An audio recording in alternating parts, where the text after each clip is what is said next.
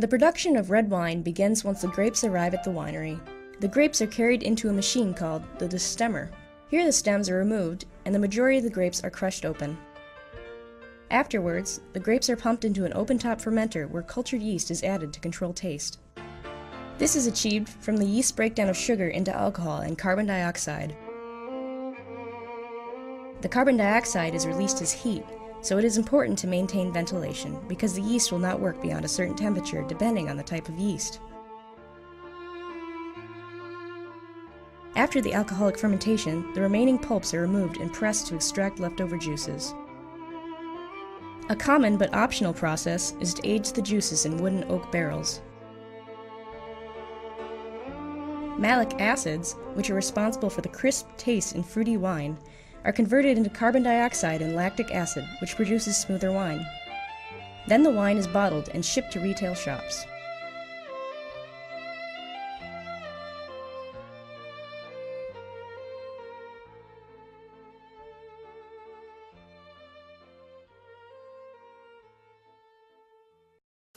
Production of wine. Winemaking is the production of wine starting with selection of the grapes or other products and ending with bottling the finished wine. Although most wine is made from grapes, it may also be made from other fruits or non-toxic plant material. Mead is a wine that is made with honey being the primary ingredients after water. Winemaking can be delivered into two general categories: still wine production and sparkling wine production. The science of wine and winemaking is known as winology. A person who made wine is traditionally called a winemaker or vintner. After the harvest, the grapes are taken into a winery and prepared for primary ferment. After this stage, red winemaking diverges from white winemaking. Red wine is made from the must and red or black grapes that undergo fermentation together with the grape skins. To start primary fermentation, yeast must be added to the must for red wine or may occur naturally as ambient yeast on the grapes or in the air. Yeast must be added to the juice for white wine. During the fermentation, which often takes between 1 and 2 weeks, the yeast converts most of the sugars in the grape juice into ethanol and carbon dioxide. The carbon dioxide is lost into the atmosphere. After the primary fermentation of red grapes, the free-run wine is pumped off into tanks and the skins are pressed to extract the remaining juice and wine.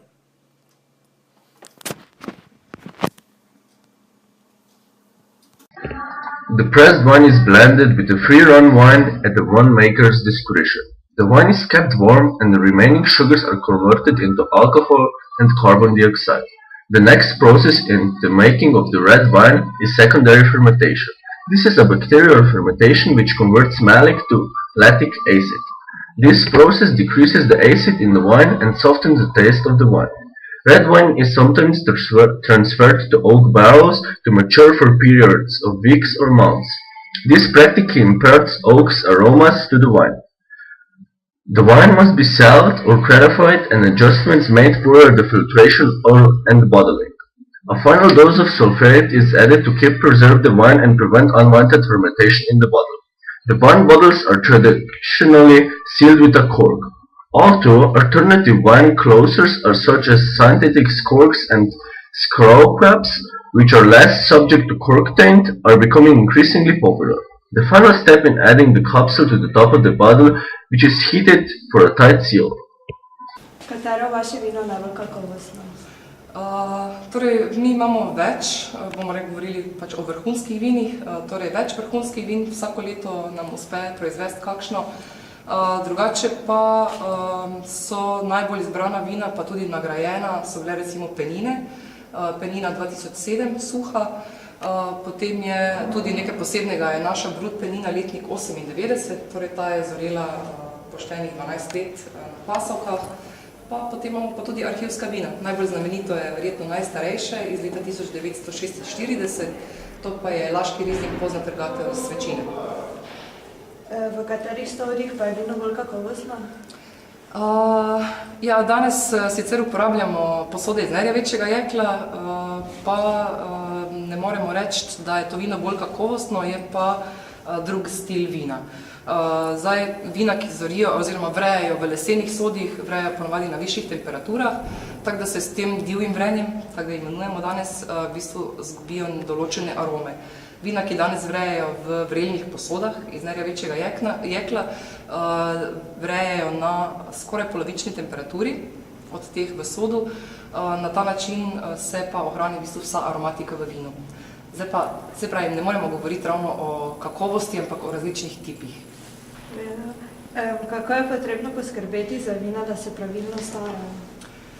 Da se pravilno starajo, torej prvi pogoj je, da je grozdje v odličnem stanju, se pravi, da že v vinogradu, ko izberemo parcele, recimo za takšne vina, ki jih staramo, arhivska vina, torej vedno so to parcele, kjer je grozdje zdravo, torej nobenih gnilob, bolezni.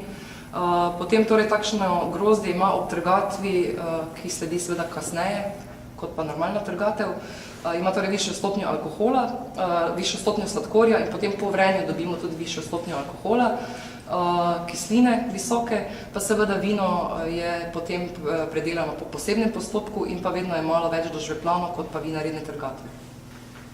Ali prirejate tudi kakšne degustacije ali prireditve? Ja, degustacije kar redno, ja. Torej skoraj vsak dan sprejemamo skupine z ogledom in pa degustacijo skupaj, pa tudi prireditve prirejamo. Nazadnje, na primer, smo imeli te 3 predbožične koncerte, pa še za kaj drugega se potrudimo. Kako pa se vino pravilno pokuša? Vino se torej pravilno pokuša seveda ohlajeno na primerno temperaturo. Zdaj, mi smo regija belih vin, bom pač govorila kar o belem vinu, je to od 8 do 10 stopinj.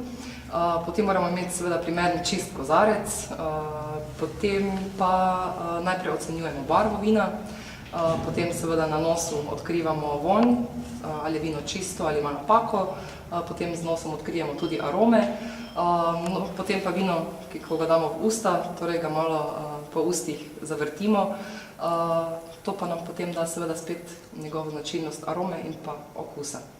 Najlepša hvala za sodelovanje. Zakaj? Hvala.